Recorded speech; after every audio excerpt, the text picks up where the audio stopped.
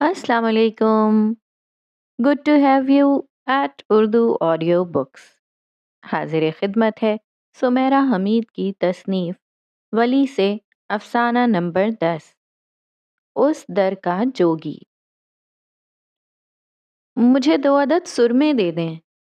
मदरसे के बच्चों की तरह रहल पर झुके सिपारा पढ़ने के अंदाज से वो ऊँग रहा था कि आवाज़ आई। आवाज़ कुछ ऐसी थी कि वो सोता ही रह जाता तो कितना जुल्म होता उस पर, उस पर, दोनों पर। 2, 2 अदद? वाह! आंखें मसल कर उसने नींद की धुंध को कम करने की कोशिश की। औरतों को महबूब आपके कदमों में वाला सुरमा देते देते वो खुद कमोबेश सुरमे जैसा सुरमई हो गया था। फिर उसकी जिंदगी भी तो सुरमे दानी में मुक़य्यद हो गई थी। जी, 2। वो शायद हंसी थी। एक सुरमे की शीशी 4-5 महीने निकल जाती है, 2 का क्या करेंगी जी? हकीम साहब सुन लेते तो उसे 200 कोड़े लगवाते। वो ज्यादा सुरमा लगाते हैं। 2 आंखों में कितना ज्यादा लगा लेते हैं, यही कोई छटाक भर? हाँ, कुछ ऐसा ही है। वो फिर हंसती, हाथ से दुपट्टे के किनारे को खींचकर चेहरा छुपाया हुआ था। फिर तो बागड़ बिल्ला ही लगते होंगे वो। आपको इससे क्या? वो बुरा मान गई।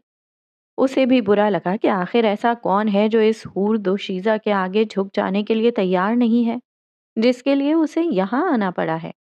अक्ल का घामड़, दिल का अंधा, ऐसा कौन है? सुरमे की 2 शीशियां उसने उसके आगे की और बकाया पैसे वापस किए। जब वो जाने लगी तो रुक कर उसकी तरफ घूम गई। पुराने लाहौर की गर्द आलूद दुकान के खुले फाटक के उस पार सूरज की किरणें उसके आंचल से होकर कलाई की चांदी की चूड़ियों पर चमक रही थीं। वो गांव के गंवार की आंखें चकाचौंध होने लगी थीं। आप लगाते हैं ये सुरमा? नहीं, मेरी आंखों में चुभता है। फिर मुझे क्यों दिया? हमें कांटे नहीं चाहिए। आपको महबूब तो कदमों में चाहिए ना? वो हंसी। सड़क से गुजरते कुछ राहगीर खुले फाटक से अंदर झांकने लगे। उसकी हंसी की घंटियों ने शहर के कंवारों के दिल में भी उधम मचा दिया होगा। ये मैं अपनी सहेली के लिए लेकर जा रही हूँ। बहुत नेक दिल हैं आप। सहेली के गम की बहुत फिक्र है। किसी को मेरे गम की फिक्र जो नहीं। दुपट्टे का किनारा जरा सा ढीला छोड़कर उसने बड़ी उदासी से कहा, आपका क्या गम है जी? सब खुद ही बताना होता तो यहाँ तक क्यों आती? दुकान की मेहराब के नीचे से गुजरने से पहले उसने एक नजर पीछे उसे देखा, कहा और चली गई। देखा था या नहीं देखा था, वो रात भर ये बात सोचता रहा। नहीं देखा था। सुबह तक वो इस नतीजे पर पहुंचकर आजाद हुआ। और उसी सुबह एक औरत आंधी तूफान बनी हुई आई थी। ये क्या कोयले की राख पीस कर दी थी। धुनक कर रख दिया उसने मुझे डंडों से। किसने? उसकी कमबख्ती उसने पूछ लिया। तुम्हारे बाप ने। पर वो तो मर चुके हैं। मैं यतीम हूं आपा जी। आपा होगी तेरी माँ। दीदी बोल मुझे। पर दीदियां तो हिंदुस्तान में नहीं होती। मैं भी वहीं से आई हूँ। पैसे वापस करो मेरे। ओ दीदी, सरहद पार के लोगों पर ये सुरमा असर नहीं करता। पर मेरा वाला तो यहीं तुम्हारे देश का रहने वाला है। लेकिन लेने वाला तो इस देश का नहीं है ना दीदी। फिर इस शीशी पर लिखवा दो कि ये किस पर असर करेगा और किस पर नहीं करेगा। दीदी ने सुरमे की शीशी उसके सर पर देकर मारी। उसकी पेशानी से खून निकलने लगा। हकीम साहब आए, हूं हाँ की और उसे हल्दी लगाने का कहकर चले गए। उसे बड़ा गुस्सा आया। यानी वो मरते मरते बचा और यहाँ हकीम साहब हूं हाँ करके चले गए। 3 साल से वो हकीम साहब की खिदमत कर रहा था। सुबह से रात तक इस कदीम खाने में बैठा रहता था। रात को एक कोने में बिस्तर बिछाकर सो जाता था। सुबह उठकर सुरमा खाने की सफाई करता, सड़क पर पानी का छिड़काव करके झाड़ू लगाता, दुकान के लकड़ी के किवाड़ों की गर्द झाड़ता, महबूब आपके कदमों में का बोर्ड साफ करता और फिर किसी होटल से नान चने लेकर खा लेता। दिन को हकीम साहब के घर से खाना आ जाता, जो वो बचा कर रात तक खा लेता था। पता नहीं हकीम साहब ही सबसे ज्यादा कंजूस थे या घर वाले भी इसी बीमारी में मुब्तला। आज तक दोपहर के खाने में 2 रोटियों से ज्यादा एक निवाला नहीं आया था। आया तो उन्हें कभी उस पर तरस भी नहीं था कि बच्चा इतने सालों से अपनी जवानी इस कोठरी जैसी दुकान में बर्बाद कर रहा है। इसे हफ्ते 2 हफ्ते की छुट्टी देकर गांव ही भेज दें, वरना पूरी छुट्टी देकर बर्खास्त ही कर दिया जाए। हकीम साहब उनके गांव से थे और माई के दूर के रिश्तेदार। आजकल एक नीम सरकारी दवाखाने में मुलाजमत करते थे और उसे अपना मुलाजिम रखा हुआ था। आपा की शादी के लिए माई ने हकीम साहब से कुछ कर्ज लिया था और उसकी तनख्वाह उसी कर्ज में काटी जाती थी। अब माई ने ही इतना कर्ज ले लिया था कि 3 साल में भी अदा नहीं हुआ था, या वो खुद ही निकम्मा था कि हकीम साहब से हिसाब किताब नहीं कर सकता था कि बताएं मेरी जान बख्शी कब होगी। उसने 1-2 जगह काम तलाश करने की कोशिश की, लेकिन कामयाबी नहीं हुई। आसपास के दुकानदार और चाय के होटलों वाले हकीम साहब से डरते थे, उसे काम कैसे दे देते। खत लिख लिख कर वो माई की मिन्नत करता था कि खुदा के लिए उसकी जान हकीम साहब के चुंगल से निकलवा दें। पर माई बेचारी भी क्या करती, उनके पास था ही क्या जो वो हकीम साहब को देकर उसे गांव वापस बुला लेती। लेकिन आज उसकी हिम्मत जैसे जवाब दे गई थी। सर पर चोट खाने के बाद दिल की चोटों का हिसाब लेने वो हकीम साहब के घर आ गया। दरवाजे पर मुक्का मारा, फिर पांव से जोरदार गंवार ठोकर। कौन है? ये क्या तरीका है दस्तक देने का? हकीम साहब की भड़की हुई आवाज आई। मैं हूं, कुद्दूस। वो बिल्कुल नहीं डरा। यहाँ क्या करने आए हो? वो और भड़क उठे। हिसाब लेने आया हूं। दहलीज पार करके वो सहन में कूद गया और हकीम साहब से जरा ऊंची आवाज में चिल्लाया, ये कैसे गुंडों की तरह बात कर रहे हो? अकल समझ कहाँ गई तुम्हारी? गंवार होने से तो गुंडा होना अच्छा है। क्या समझा है आपने मुझे? 3 साल से हमारा कर्ज है कि अदा होने का नाम नहीं ले रहा। रात दिन मैं इस घटिया सुरमे के साथ पिसता हूँ। जब से दुकान में आया हूँ आपका कारोबार चमकने लगा है। कभी कभी तो दिन की 100 शीशियां भी आराम से निकल जाती हैं। और तनख्वाह के नाम पर आप मुझे क्या देते हैं? हर महीने कटौती, 2 रोटियां और पतली दाल। शहरों में ऐसे खाने पकाए जाते हैं? ना नमक, ना मिर्च, टमाटर, ना प्याज। घी का तड़का लगाना नहीं आता पकाने वालों को तो सीख लें किसी से। इंसान हूं मैं, बत्तख नहीं कि पानी में भीगी रोटियां खा लूंगा। उसकी तकरीर जारी रहती अगर उसके कानों ने चूड़ियों की झनकार और दबी दबी हंसी पर गौर ना कर लिया होता। उनमें कोई एक हंसी ऐसी थी कि हकीम साहब को खरी खरी सुनाते हुए वो उस हंसी पर चौंक कर रुका, गर्दन उठाकर देखने लगा। ऊपर सुतूनों के पर्दों के पीछे कोई 3-4 लड़कियां खड़ी थीं। किसी की कलाई दिखाई दे रही थी, किसी के बाल, और एक की काजल से भरी आंख। सामने तख्त पर बैठे हकीम और हकीमा साहिबा चाय पीते रहे होंगे। उसकी गर्मा गर्म बातों ने चाय से पहले उन्हें ठंडा कर दिया था। मैं गांव वापस जा रहा हूं। इतनी सारी लड़कियों की हंसी से घबराकर उसने भी घबरा कर कहा, दफा हो जाओ यहां से, दोबारा कभी अपनी शक्ल ना दिखाना। वो दफान हो गया। कदीम खाने आकर अपना सामान समेटने लगा कि हकीम साहब आए। ये खाना खा लो फिर चले जाना। उसने तंजिया ट्रे की तरफ देखा और दंग रह गया। आलू गोश्त का सालन, तंदूरी रोटियां और खीर। ये तश्तरी ले जाएं, मुझे ऐसा खाना खाने की आदत नहीं जनाब। ऐसा खाना लाने की आदत उन्हें भी नहीं थी, इसलिए वहीं छोड़कर चले गए। जब उसे यकीन हो गया कि वो वाकई में चले गए हैं तो उसने खाना खा लिया। फिर सामान बांधने लगा कि पकौड़ों के साथ चाय आ गई। गांव पहुंचने तक अंधेरा फैल जाएगा। गांव के रास्ते भी बहुत खराब हैं। सुबह मुंह अंधेरे निकल जाना। पकौड़े खाकर चाय पीकर वो निकलने ही वाला था कि हकीम साहब ने कहा। वो रात रुक गया। सुबह हलवा पूरी का नाश्ता किया और जाकर अपनी जगह पर बैठ गया। अब हकीम साहब खानों से लदी तश्तरियों समेत शर्मिंदा थे, तो कुछ शर्म उसे भी करनी पड़ी और वो वहीं रुकना पड़ा। اتنے سرمے کا آپ کی سہیلی کیا کرتی ہے؟ رکا ہوا وقت چلنے لگتا تھا۔ 1 مہینے میں وہ تیسری بار جو آئی تھی۔ پانی میں گھول کر پی جاتی ہوں۔ تو آپ اپنے لیے لے کر جاتی ہیں۔ اگر آپ نے واقعی میں مرنا ہے تو زہر پئیں، سرما نہیں۔ آپ دوسروں کو جان سے جانے کے مشورے دے رہے ہیں؟ وہ تو آپ کے اپنے ارادے ہیں، میں تو بس… وہ گڑبڑا گیا۔ تو آپ کے ارادے کیا ہیں؟ آپ بتا بھی دیں۔ آپ بتا بھی دیں؟ قدوس کو اس اب پر بڑی حیرت ہوئی۔ اس نے اس کی بے پردہ آنکھوں کو دیکھا اور اچانک اس لمحے اسے لگا جیسے وہ حکیم صاحب کی آنکھیں دیکھ رہا ہو۔ آپ حکیم صاحب کی کوئی رشتے دار ہیں؟ بہت دیر سے یاد آیا رشتہ پوچھنا۔ منہ موڑ کر وہ چلی گئی، پھر دوبارہ نہیں آئی۔ نہ جانے سہیلی کا کام بن گیا تھا یا اس نے ہی سرمے کو زہر بنا کر پی کر خود کو ختم کر لیا تھا۔ اب کبھی کبھی وہ کھانے کے برتن دینے حکیم صاحب کے گھر چلا جاتا تھا۔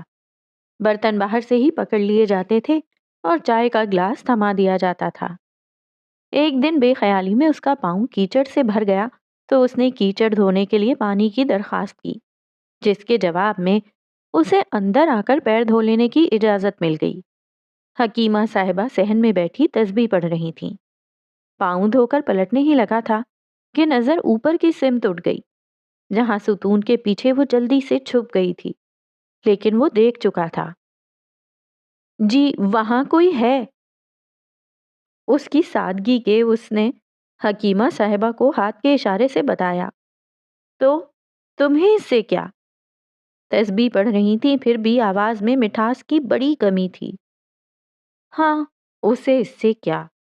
لیکن وہاں جو تھی وہ ہنس دی، ستون سے چہرہ اس کی طرف کیا اور پھر دوپٹے کے پلو میں چھپا لیا۔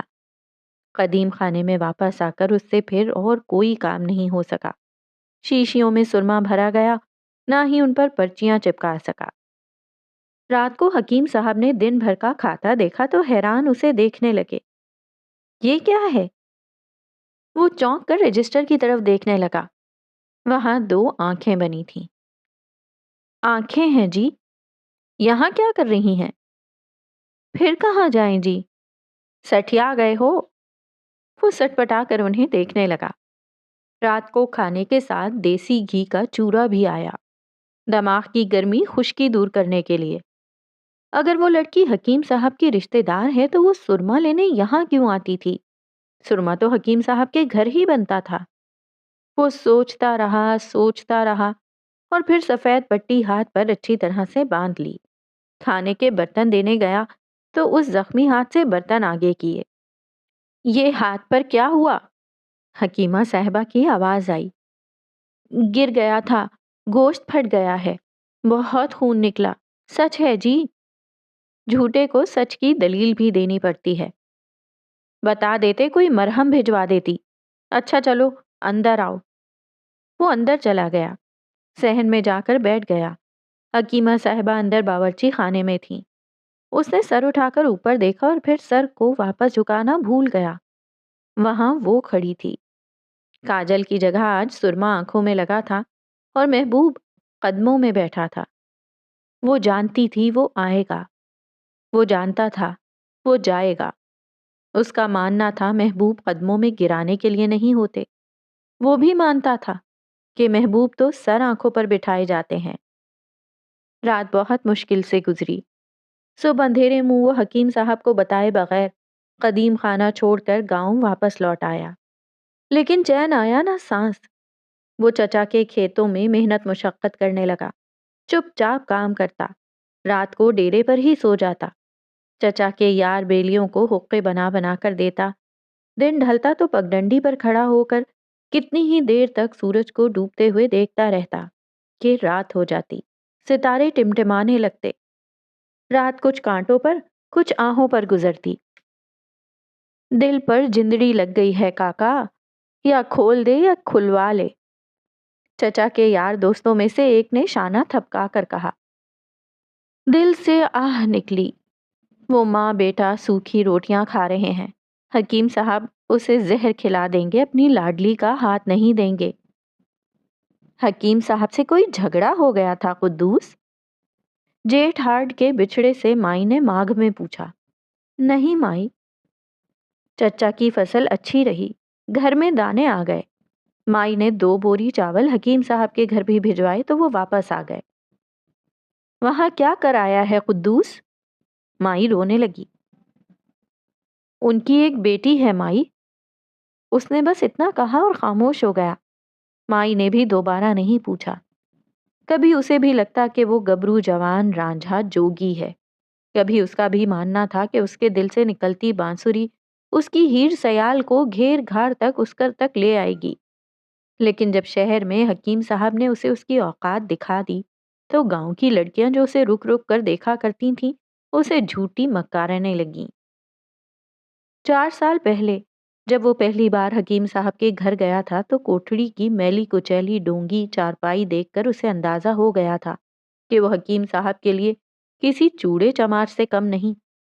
پیتل کے رنگ برنگے برتنوں میں دال روٹی اور کچا پیاز دیکھ کر وہ جان گیا کہ گاؤں کے گنوار کی مہمان نوازی شہر کے سنار ایسے ہی کرتے ہیں۔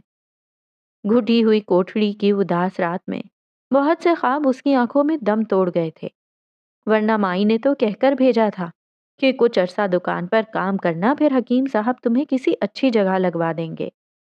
اسے کھٹمل کاٹنے لگے اور اس کا دم گھٹنے لگا تو وہ باہر نکل آیا اور چھت پر ٹہلنے لگا۔ بڑی دیر تک ٹہلتا رہا، پھر پیاس لگی تو دبے پاؤں نیچے آیا اور پانی پی کر واپس اوپر جانے ہی لگا تھا کہ ایک کمرے سے اسے کچھ آوازیں سنائی دیں۔ کھڑکی سے روشنی بھی آ رہی تھی۔ گاؤں کے گنوار نے کھڑکی میں سے جھانک کر دیکھا۔ ایک میز پر شیشے کا گلاس رکھ کر 3 لڑکیاں آلتی پالتی مار کر بیٹھی تھیں۔ میز کے چاروں کونوں پر ایک ایک موم بتی روشن تھی۔ میں بورڈ کے امتحان میں پاس ہو جاؤں گی نا؟ آنکھیں بند کر کے ایک لڑکی نے پوچھا۔ گلاس چلتا ہوا ناں پر گیا۔ لڑکی نے چیخ مار دی، پھر منہ بنا لیا۔ یہاں کوئی روح ووح نہیں ہے، یہ سب جھوٹ ہے۔ بورڈ میں فیل ہونے والی جھلا گئی، پھونک مار کر موم بتیاں بجھا دیں۔ کھڑکی سے جھانکتے اسے ہنسی آ گئی۔ گنوار تھا نا، آہستہ آواز میں ہنس نہیں سکا۔ اس کی ہنسی سن کر ان کی چیخیں نکل گئیں۔ کون ہے وہاں؟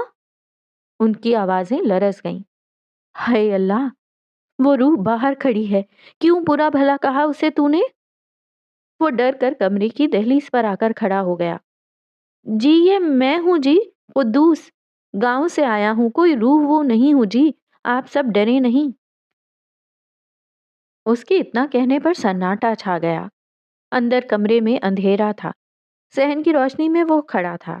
بورڈ میں فیل ہونے والی چلتی ہوئی اس کے قریب آئی۔ چھپ کر ہماری باتیں سن رہے تھے؟ نیم اندھیرے میں وہ اس کی 2 آنکھیں ہی دیکھ سکا، لیکن وہ اسے پورا دیکھ رہی تھی۔ وہ بے وقوفی سے ہنس دیا۔ میں پانی پینے آیا تھا جی، ویسے آپ پاس ہو جائیں گی، فکر نہ کریں۔ تمہیں کیسے پتا؟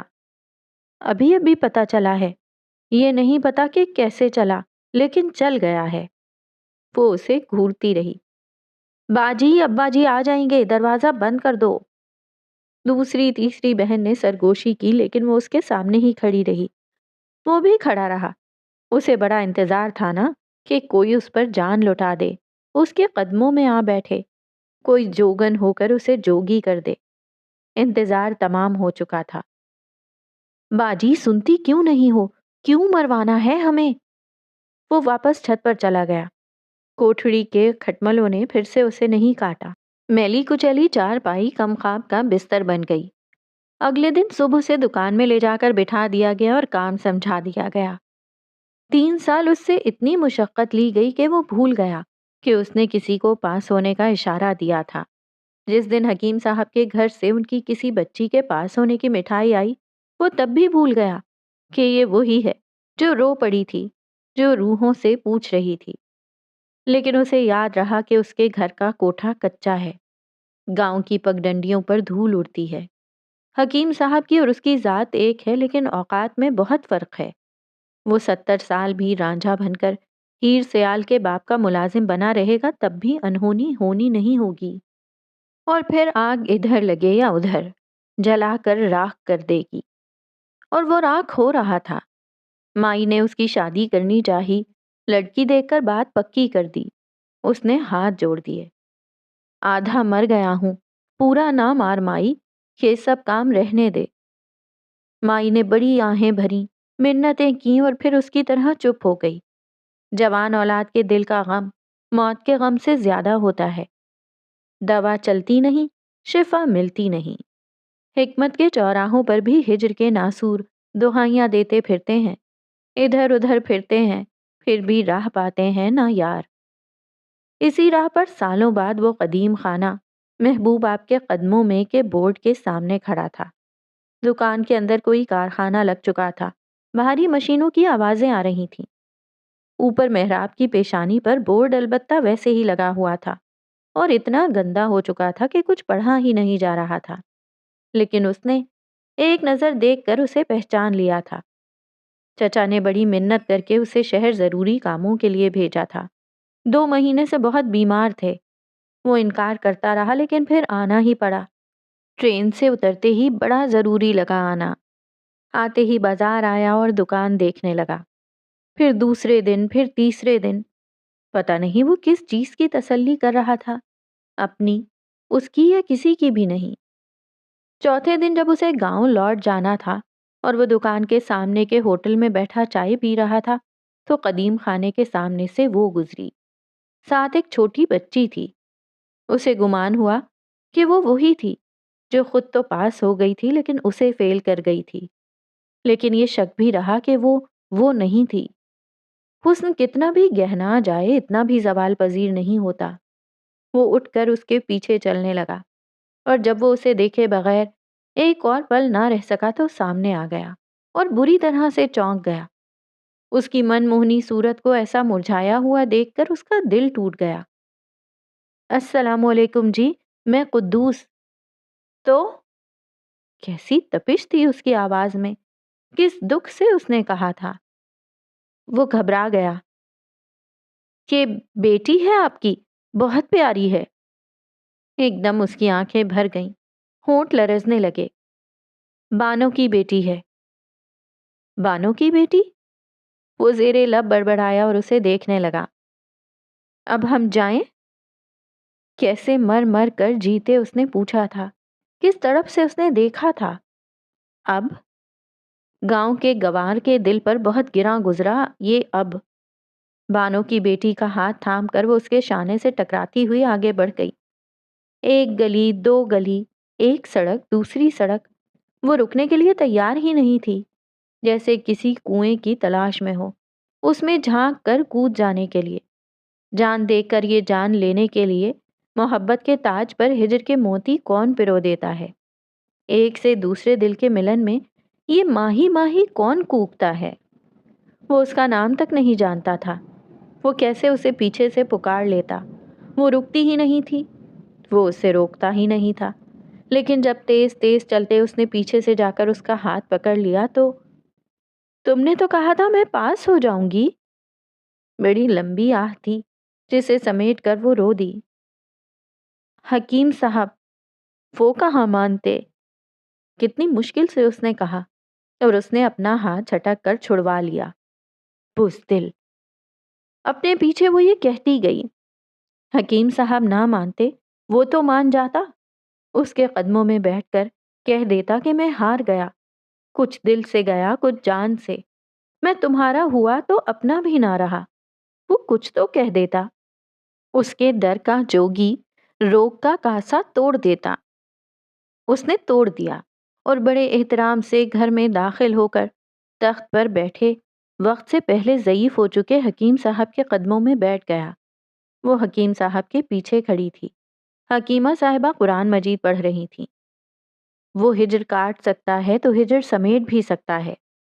وہ ان قدموں میں اجازت ملنے تک بیٹھا رہنے والا تھا، سوالی بن کر آخری سانس تک کہنے والا تھا، میں جس کا نام تک نہیں جانتا اسے میرے نام کر دیں حکیم صاحب۔